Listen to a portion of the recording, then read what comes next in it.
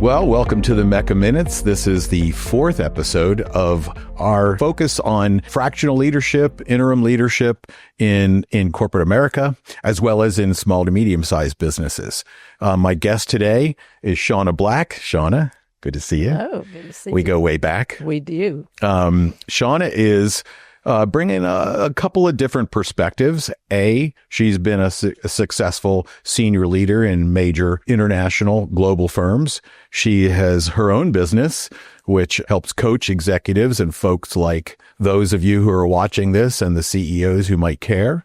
And also we have some common thoughts about heart centricity and how to inspire your people at your company to be a little bit more heart forward, I guess is a good way of putting it.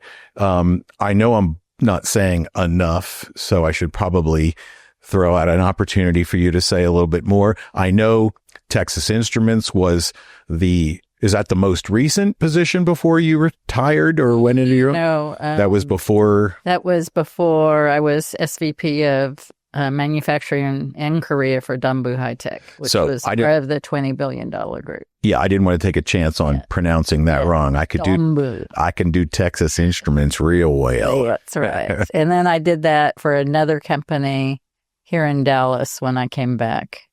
And then I joined two consulting firms. The first one was Venture Pacific Group International, and they were looking for somebody with my global operations background. And the other one? It was called New Work, and I was managing partner in both of them. Nice. And so this is common for women in manufacturing? No, we're still a minority.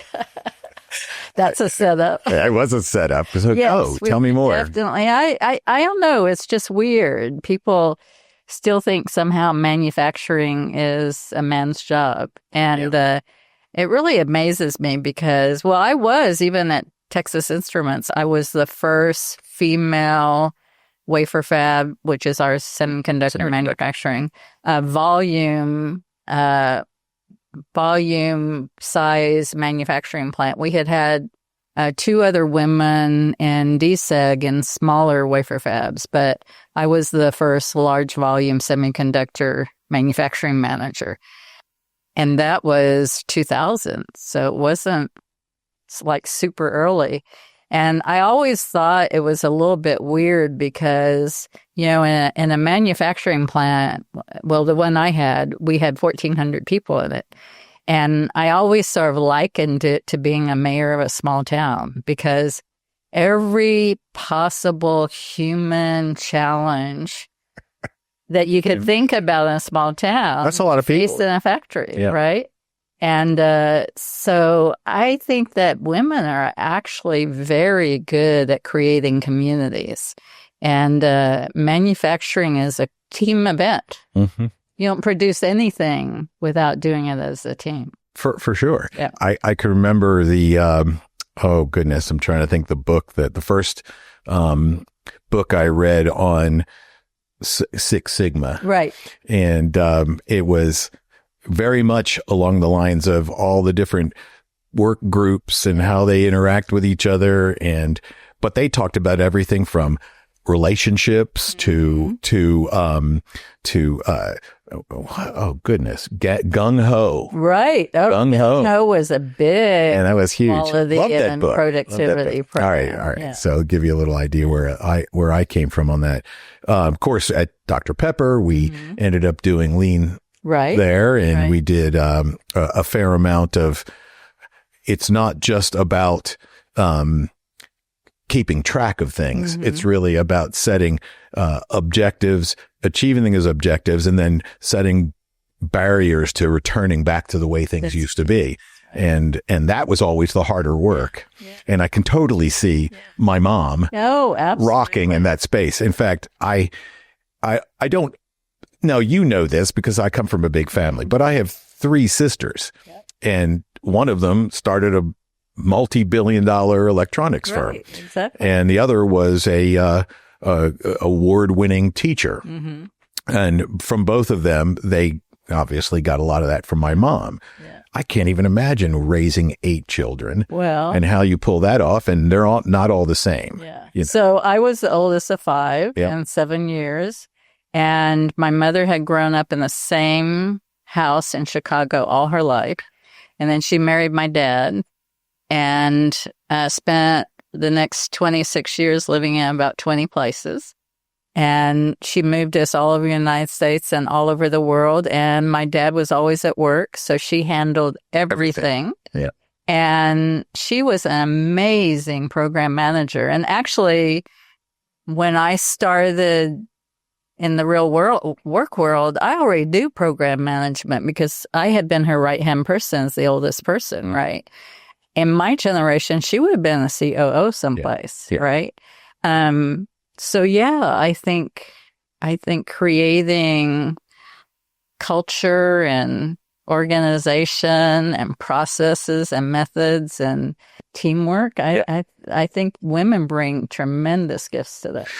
Absolutely. It doesn't mean that men can't, but I can certainly see, and we don't need to make this all about men versus women stuff, even though I do get a fair amount of I do have an awareness to the women clientele who flock to you for advice and that's kind of cool. You know, they like to meet with folks who've been there, buck the system, if you will. And I hate that it requires that.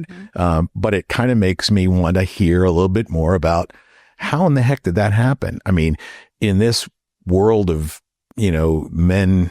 Right. How did you get your opportunity to be a VP or even a SVP in a manufacturing? Well, first of all, I give my parents a lot of credit, right? I'm pretty whole brain. I was always really good at math and science, but I grew up in a family of readers, and so I loved literature and I love writing. And I was never told by either one of my parents. My dad was a geophysicist. My mom was a nurse.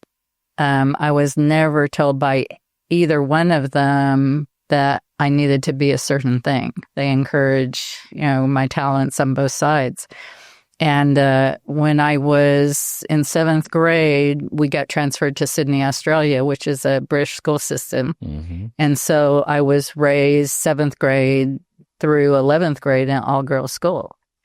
And in that environment, I was also told I could do anything I wanted to. Well, sure. Because the girls were, I was class captain, I was team captain, you know, we held all of the top math and science awards, and we held all the top, you know, English and lit awards. And so, you know, you could be anything. Sky's the limit. Yeah. It was really not till I came back to the United States and went off to college that I started hearing girls can't do certain things, right? So I wanted to be a mechanical engineer, and I went to a university after I moved here. At 18, and it's a very large, well-known university with a great engineering department.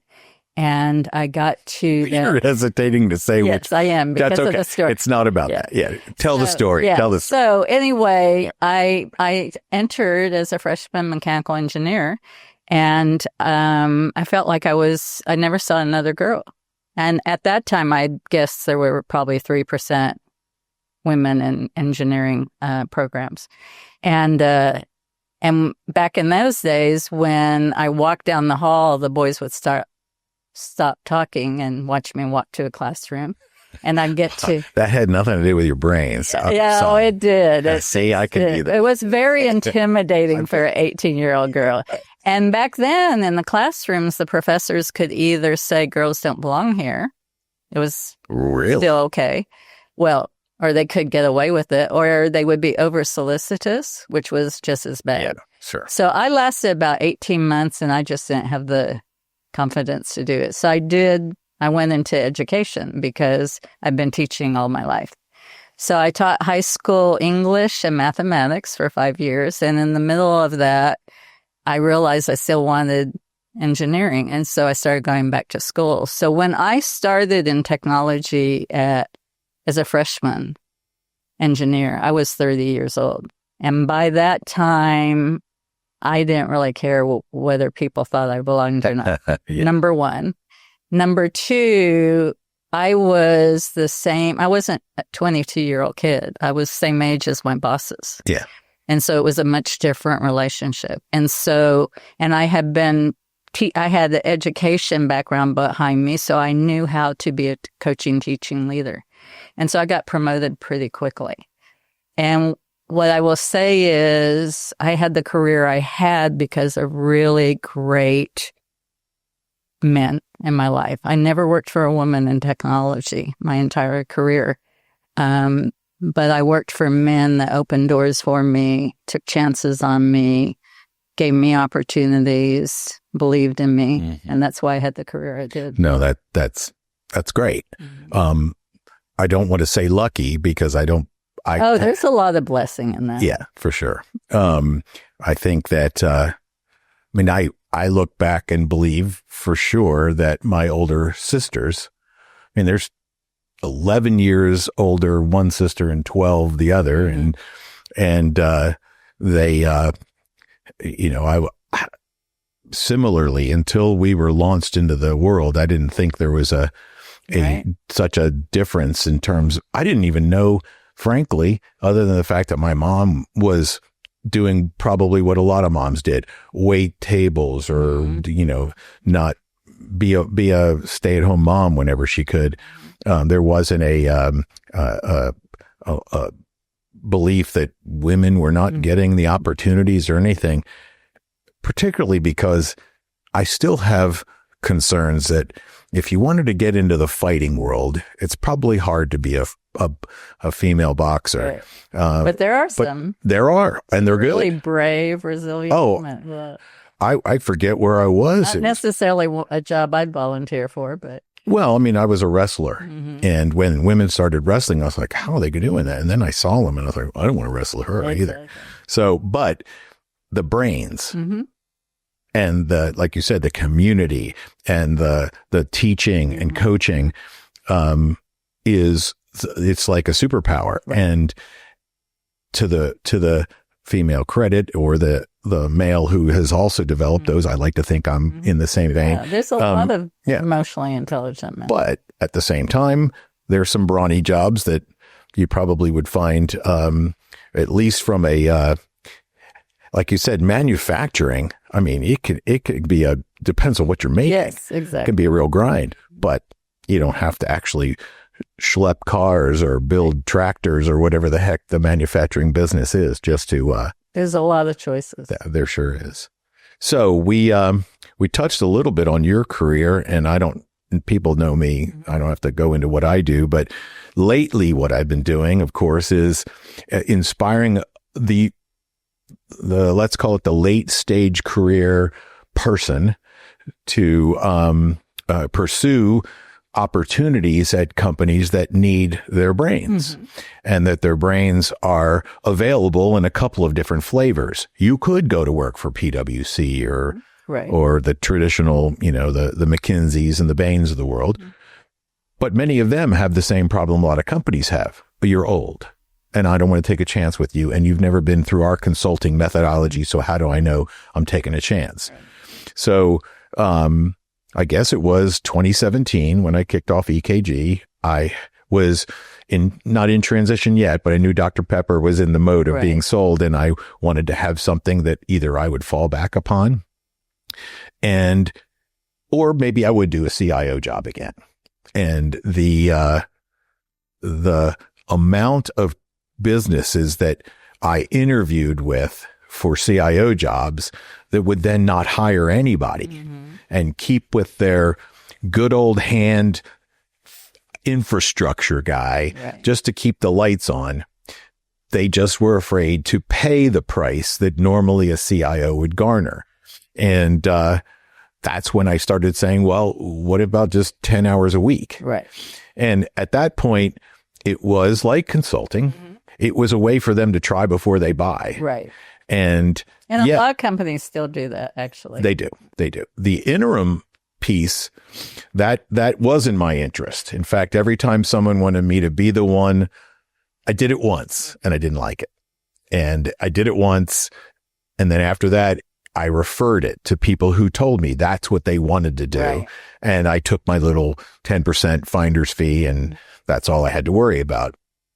But the fractional mission got pretty intense a couple years ago when, again, I left Tropicana and I'm trying to decide what I want to be when I grow up. And I dusted off the old PowerPoint decks and a few little presentations, and I went out and started getting business. And then people started saying, hey, I would pay you to coach me on how to set up my fractional business. And that's how this kind of came to be.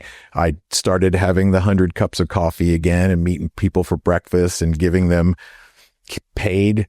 Sometimes they just bought breakfast and then didn't want to hire me. But at the same time, when they did hire me, it's all part of the deal. Sure it is. Well, you get a lot of breakfast.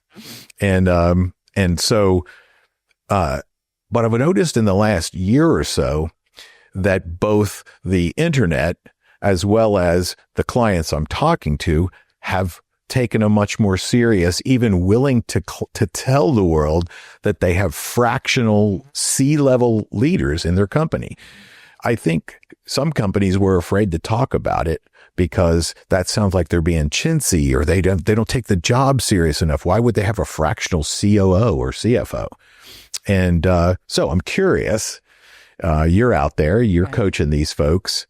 I imagine they're wanting to know what to do. And when you coach them, what are they seeing and what are you seeing from the industry? Is there a spike in this activity? Is it becoming more acceptable, or is it really pretty much just the same pace? It's just a little bit, the world, it knows more about things overnight than you did 10, 15 years ago. No, I think the answer is it's both. I mean, the business does not like uncertainty. No. And we've been in a period of long uncertainty right now. Yeah. And so in all businesses, when you're in uncertain economic times, you're really careful about your fixed costs. Yep. And one of the ways you survive is increasing your variable costs. Mm-hmm. And so I think that's what we're seeing in the economy right now. Yeah. Right? So it's really down to economics. It's economics. I think that, in a good economy, people like to have a permanent team. Yes. In a complex, challenging economy, you've got to be resilient and you got to be really adaptable. And I think fractional commitments give you a lot of flexibility. You're not tied down to a long-term commitment. I also think for sure the uncertainty in the business environment is really driving a lot of these decisions for companies right now, but also the uncertainty added with AI, what's happening to AI right now. The reality, in Shaunna's opinion, but I think a lot of the documentation. That's why you're here. Yeah, a lot of the documentation so forth that, we see company after company saying, "Oh, we're laying off 14,000 people due to AI and what's happening with AI." And the reality is, most of us who are in technology knows no company has made that much progress that they're laying off 14,000 people because of AI. It's the economy. And they need a reason. That's right. They don't want to say we're not doing well. That's exactly right. And so saying it's AI lets them say, "Oh, we're advancing. We're forward thinking. We're the future." Yeah.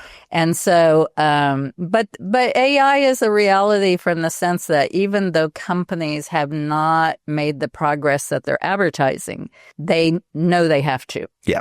And they know that, this is a wave that's coming, and they're trying to figure it out. So again, that adds another uncertainty. You don't add permanent personnel. Right. in an uncertain environment. And that's the second factor that's making everything really uncertain. So, it's the same reason that Korn Ferry and other companies are writing about how employees today are huggers. Mm-hmm. Because I just read that. Yeah. So for those of you who don't know, huggers are employees who are keeping the job they have, whether they really like the job or not. And the downside about hugging is it is really, according to Gallup, really driven engagement, really not to a good place. But it is the reality. And I think most employees right now know plenty of friends or colleagues who have been laid off, right, who haven't been able to find jobs for the same reason, right? And so it's this do loop. So it's funny. I went to LHH right after Dr. Pepper was purchased by Keurig.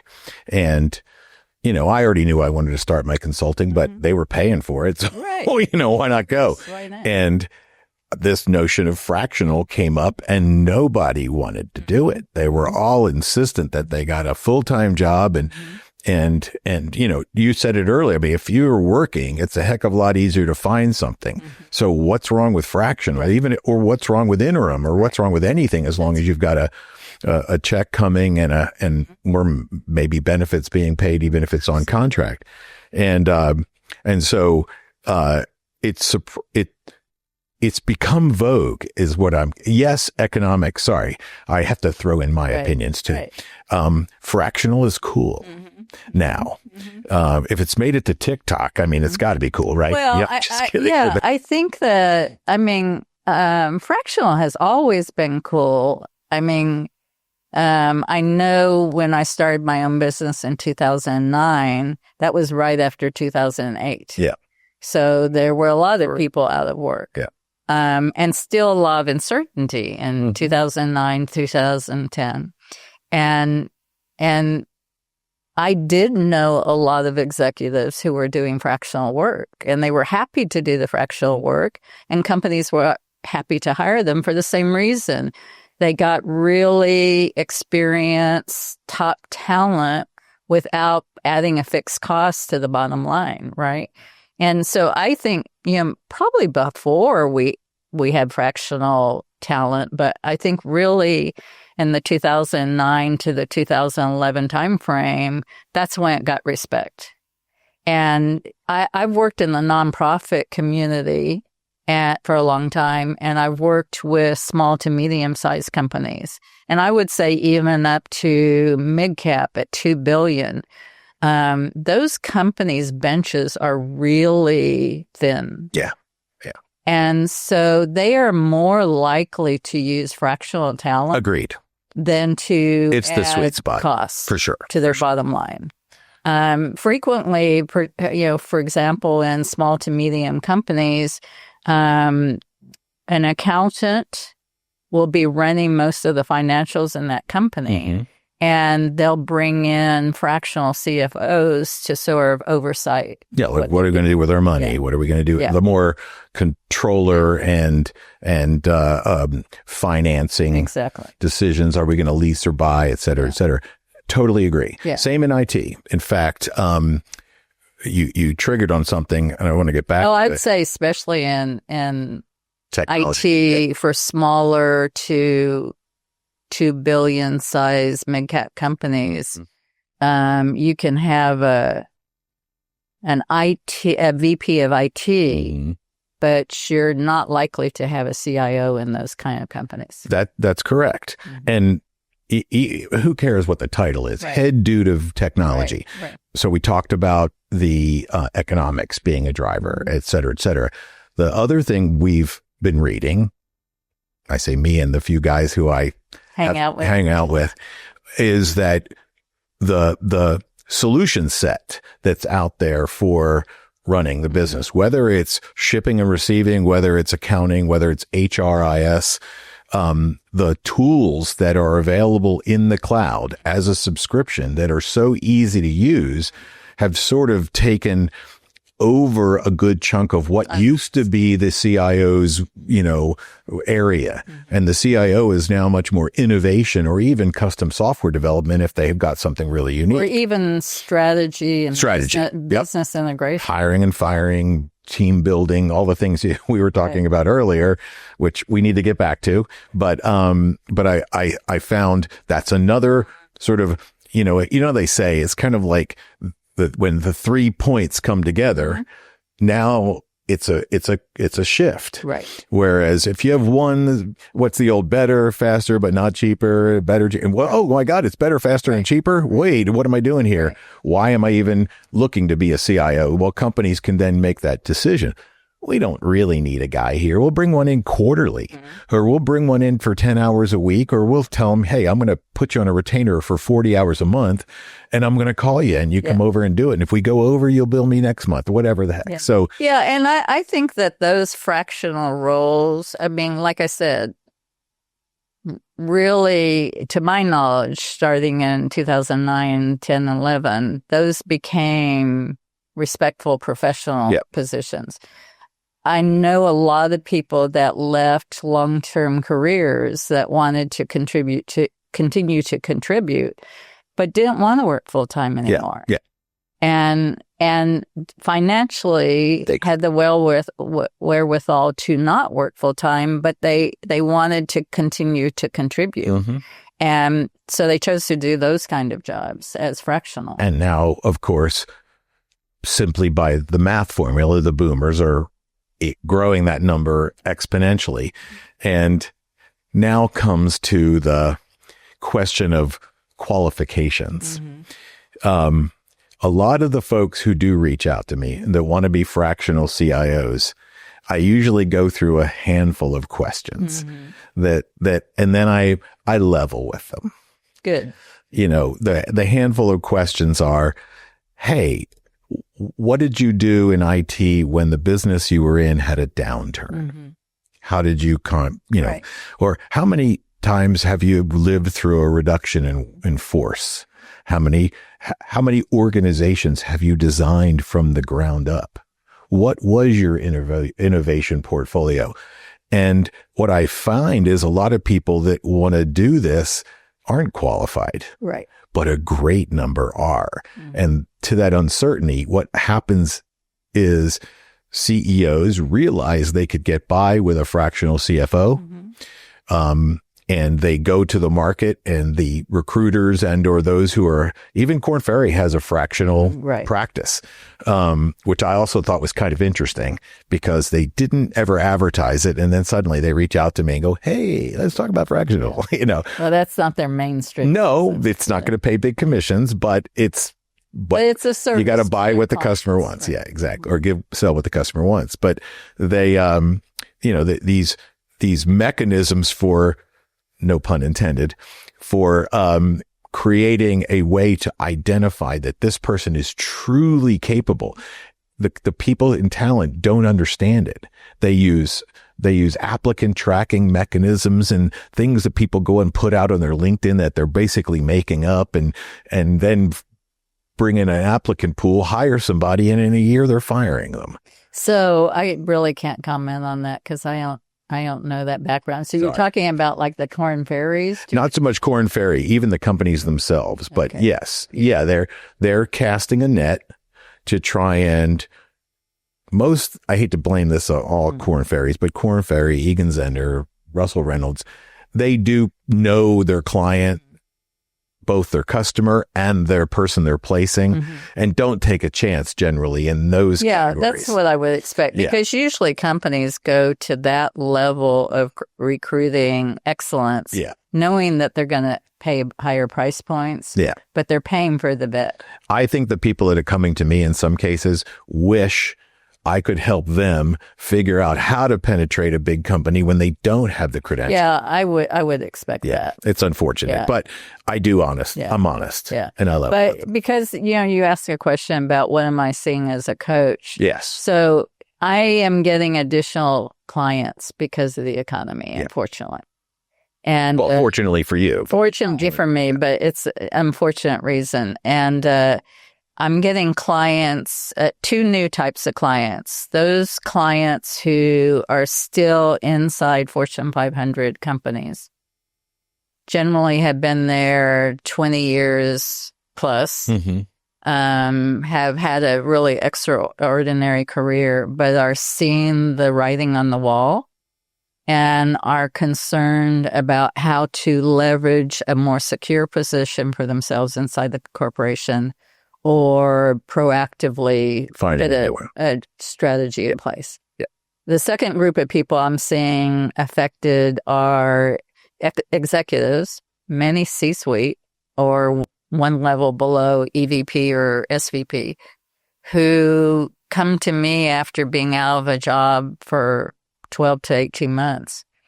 And they've spent a lot of time job applications, job hunting, job interviewing, and they're getting to the, and they need a salary, and they're getting to the point where they're starting to feel desperate. You know, a lot of the clients that come to me still have children either in high school or in college or anticipating going to college. Right. And it's the most expensive time of For sure. I know. Yeah. So they're coming to me to get help. Yeah. And, you know, one of the things we do talk about, because they are at the right level, one of the things that we do talk about, I mean, their goal is not fractional because financially they need They still need package. Benefits. They still need all kinds of things. Yeah. But one of the things that we do discuss is the benefit of doing fractional work interim. Because one, they have a job, even if it's fractional, which is more attractive to an employer. Number two, frequently a fractional can get hired. Yeah, full time, right? So it's a good entry point. And number three, it just helps build the confidence and the resilience and the sense of power again that they've lost. Yes. Being rejected. 12 to 18 months. It does. I didn't even think about that. Yeah. You're back to at least feeling like I'm delivering something. I'm building value. So. And a lot of them have come to me, have spent so much time looking for that permanent job. Yeah. That they haven't thought about what other alternatives they could do. And they don't know how to find those organizations, like you mentioned, that are looking for people like them. So you talked about mid-cap. That seems to be the sweet spot. I agree. And economics told you a little bit about this imposters, not imposter syndrome, but real imposters who want to be, but for whatever reason, probably the economy, they lost their job, but they coveted being a CIO, but they may not quite be qualified. But then there is a glut of absolute superstars that are out there. And unfortunately. And maybe it's a mission. I hope this podcast continues to get seen by people and they go, heck yeah, bring them on, you know? And yeah, I make get a little consideration when they get filled. I'm going to maybe kind of initially say that whenever I do meet with these folks, I always say, get an LLC, get some business insurance, have a real billing system, even if it's QuickBooks, you know, don't let yourself be, you know, too freewheeling. It's okay to get a 1099. There's nothing wrong with it. Keep track of your taxes, blah, blah, blah. And then and get a website and get a domain name and get a logo. Don't get T-shirts made. You know, I mean, whatever some people do. Don't forget LinkedIn. Yeah, LinkedIn. Sorry. People on LinkedIn. Sorry, I didn't mean to. I'd even say LinkedIn before website. LinkedIn first. Yeah.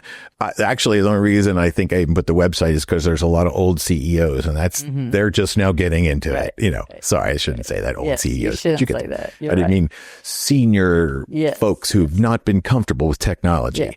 But let's dive more into what your Shaunna Black and Associates. What do you guys do? Okay. Or what do you do? And for most of the time, Shaunna Black and Associate has been a consulting company. So I worked with extended leadership teams, executives and their extended leadership team on strategy, culture design, and just solving complex problems. So I was an extension of the team. And so about 75% of my work was that since about 2013. In 2023, I realized I was at that place in my life where I wanted more freedom.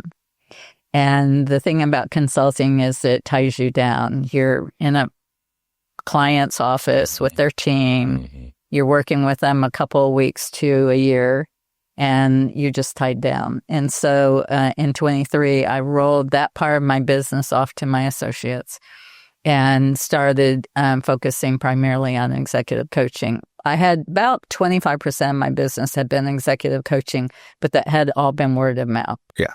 And what I love about the executive coaching is that, well, first of all, my clients are C-suite or executives, one or two levels down in technology, software, manufacturing, heavy industry, and about 15 to 20% are from high nonprofits. I have not big nonprofit CEO and presidents.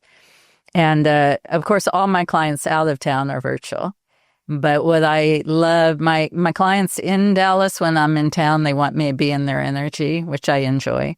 But when I travel, they flip to virtual, no problem. So it gives me a lot of flexibility. I have some clients in their 50s, but most of my clients are under 47. And frankly, they hire me because I used to do their jobs. Yeah. And they're smart enough to rather learn the fast way than the hard failure way. And it's just joy. No, that's great. I am very biased about the kind of client I have. Okay. I believe that leading is serving others. And I think that we learn that in our families of origin. I don't think leading is power over people. I think leading is about serving others and using your power for and with people. I have seen very few leaders that were raised one way and jumped to the other side without a significant emotional event. And so I only work with those clients who've already arrived that believe leadership is serving others. Yeah. So that's my niche. Is that why you worked with me? Absolutely, Gerry. Thank you. From the very beginning. No, it's been awesome. I don't want to hide that fact, you know. Yeah. And you're pure joy too. Thank you. Oh gosh, this is such ooey. But yeah, I mean, if you remember, there's gooiness. Yeah, it is gooey and squishy, and your the timing for me was all the things you said. A little bit of personal life crap, and getting. We all have that. Yeah. So, but we found each other, and things that I never really ever said or thought about myself, having it be said over and over and over till I finally gave in was helpful. That's another one of your superpowers, shutting me off before I even get the word out of my mouth. Don't you do that, Gerry? This isn't sounding that great, Gerry. It was fine. No, I did. Well, we got close. So as a result, you probably were a little bit more quick to be less nurturing about it. So this heart centricity, that's your buzz. Yeah. So my leadership philosophy is heart-centered leadership. I was raised by parents, like I said, who believed that leading was serving people. And then I was a high school teacher for 5 years, and that's all about serving your students and helping them grow. And which was really joyful for me. I did not hear the term servant leadership until I came into technology in 1990. And technology, when I came into it, was not a servant leadership culture. No. It was very command and control and very directive. As I said, I started at 30 and my style of leadership was quite cemented. I think if I had started in technology at 22 and weren't as clear about who I was, I might have copied the model. Mm-hmm. But at 30, there was just no way that was going to happen. No. So I started getting promoted fairly quickly, but my style was very much a coaching, teaching leader and a serving leader. And I really loved collaborative teams. I loved, and I think part of that is just growing up. I was an athlete all my life, and that's just how we work together in teams, right? For sure. And so I brought people to the table because I didn't want to be the smartest person in the world. That wasn't fun to me, right? What was fun to me is us solving problems together. And I was low enough in the organization that my management teams didn't really care how I did it as long as I delivered results. Mm-hmm. And no surprise to me, if you really include people and give them a sense of belonging and trust and bring them to the table, people work better together and you get better results. As I got promoted, my approach was questioned more, but I was fortunate in that on the first really big program management, multi-billion-dollar program management I was assigned to, my boss at that time was a retired lieutenant colonel from the Air Force, and he was an absolute servant leader. Oh, okay. I thought you were going to tell me he was hierarchical. No, it was the opposite. And he basically said, keep doing what you're doing. And he flew cover for me. And so that's basically how it happened for me. That's awesome. So in 1990, Peter Block, who wrote Empire Manager, came to TI and taught for a whole day, which was really cool. That was the first time that I was exposed to servant leadership. And then I got very involved in the Greenleaf Center for Servant Leadership and then into conscious capitalism. But in 18, I realized that the foundation of all of that was the heart. And we were still not talking about the heart at work.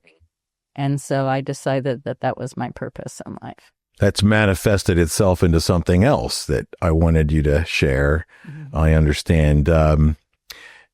Again, we've interacted personally about me trying to write a book, and you're like, gosh, I got one halfway done. You are writing a book. You're not trying. You are writing a book. I'm up to 13 chapters. I never thought it would be. I know, but that's writing a book. Yeah. Your book's coming. It is, but yours is about to be here, like December. Well, so I've been writing this is complicated. I've been writing a large book on heart-centered leadership. And my writing, and it's going, as you know, slower than I expected, but I guess writing does that. And my writing coach this summer said, let's do a small book. And so what we've done is we've taken excerpts from the big book to make this smaller book. Brilliant. It's about 8,000 words, so it is a small book. But it's called Leading with the Heart. And it should be out. It'll be out in print in December. It probably won't be on Amazon. It'll make an excellent stocking stuffer. It probably won't be on Amazon until January because I want the 2026 calendar on it. Yeah. But I'm really excited. That's cool. I'm excited for you too. So, one thing that I forgot to mention is that you're the 40th Texas, what is it, Women's Foundation? Is it U.S.? The Texas Women's Foundation. Okay. Yeah. And tell me. It's one of the largest women's foundation. I think it's the largest women's foundation in the United States and one of the largest in the world. And so what's going on with this 40th? So they're having it's called the Ruby Jubilee, and they're having, it's on next Friday at 11:30. That's the 14th of November. 14th of November at the Omni Hotel. Okay. We still have tickets available. Okay. It's our annual fundraiser. And what we do is we support programs for women and girls in the state of Texas. So it's a really important fundraising for us. Programs in the tech space or just in? No, programs just to help women and girls. Okay. All kinds of educational programs, health programs, child care programs, everything that a typical woman in Texas who has a family and is working might need. Right. And the special guest? The special guest is one of my favorite people, Carolyn Baranski, who is a well-known actress, funny as can get out, and really works for women's issues across the country. And I'm really looking forward to hearing her speak because she's very dynamic. But also we usually get about 1,000 people there, a lot of the who's who of women in Dallas. One of the things I love about Dallas is full of really powerful women who use their power for good, and you'll find them at this annual luncheon. So we still have some seats available, and we would love to fill them up between now and November 14th. And there's a lot of women and girls in the state today that need help. Is there a website? Yes, just go to the Texas Women's Foundation website and look under their annual luncheon. All right. Well, thanks so much for that. And thank you for letting me talk about that. That's a nonprofit near and dear to my heart. I served on their board for 6 years. We've covered a lot today, and we always do. I know, and it seems like we're going to run out of time. And at the same time, this is a long format video podcast, but not forever. Right. So we're probably going to wrap it up. But thank you so much for coming on. The Mecca Minutes appreciates it. My pleasure. And it's always good to catch up, and I hope we can. Maybe grab a bite to eat after. Sounds good. All right. I always like to grab a bite. Yes, I like grabbing a bite. But you made it easy. I appreciate it. You're right down here. Mm-hmm. You like the studio? I do. I don't know how. I wonder how well that shows up on. It shows up very well. Oh, does it? It's a great view. I checked out some of your videos in advance. Thank you. You did? I did. Oh, wow. You did homework? I did homework. Always. I'm hoping it shows. People are like, these are just a couple of people talking about nothing. But no, I'm so glad you were able to do this. Literally, it was like you said, I can do it Thursday. I was like, wow, okay, let's do it. Well, that's been the Mecca Minutes. My guest, Shaunna Black. We are talking all things fractional, and you've introduced the interim fractional, which it's different than interim. As a leader, it's like you can do fractional for the interim while you're still looking for that full-time job because you're 47. That's right. And that's not the client I talk to, but it doesn't matter. The truth is there's room for all of us. That's right. And with that, I thank you very much for listening, and I hope you check out Shaunna's new book. Do you have a website? I do, ShaunnaBlack.com. How easy is that? So easy. All right. Well, thank you all so very much.